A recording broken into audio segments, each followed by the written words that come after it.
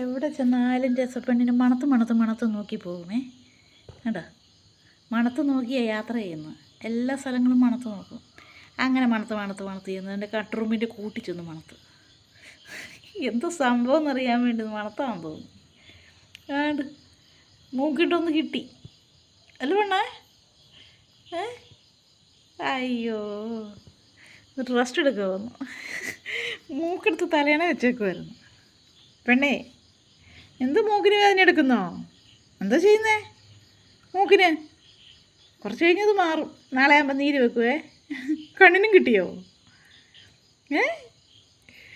ഈ പെണ്ണിന് വല്ല കാര്യമുണ്ട്. എവിടെ പോയാലും മണത്ത് നോക്കി പോവും. കട്ട്റൂമിൻ്റെ കൂട്ടി പോയി ആരെങ്കിലും മണക്കുവോ?